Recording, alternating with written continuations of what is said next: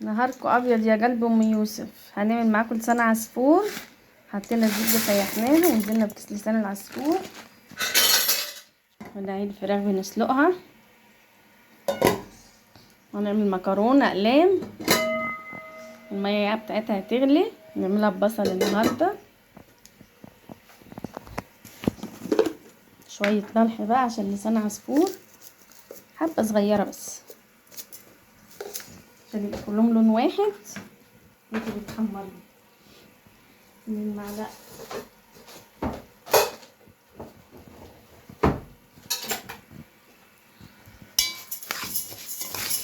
شويه الملح بقى اللي تحطوهم على لسان العصفور المكرونه الشعريه بيخلوها ايه لون واحد. حبايبي بصوا لسان العصفور احمر اهو بقى كله لون واحد. وهنا ميه المكرونه بتغلي. نحط معلقه ملح، شويه زيت عشان تبقى مفلفله.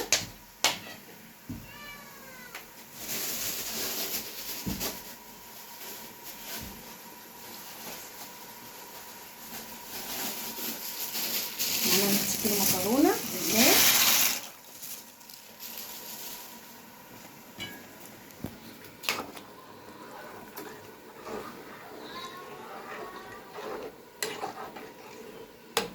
المكرونه بقى ما نسواش قوي، نخليها فيها سنه ندغان كده عشان ما تبقاش معجنه معانا.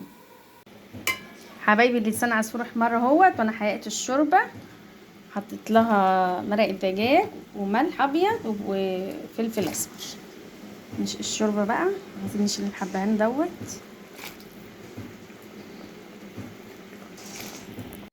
حبايبي لسان العصفور استوى. شوفوا بيعمل ازاي.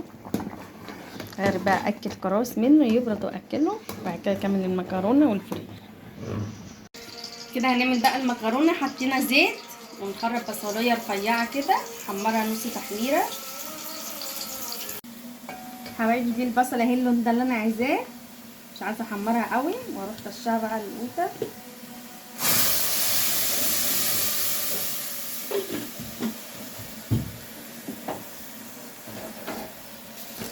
شويه سكر لما تتسبك بقى نحيقها. حبايبي هنحيق المكرونه بقى بملح وفلفل اسمر وشويه كمون. وهنا الفراخ اهي بنحمرها بألف هنا.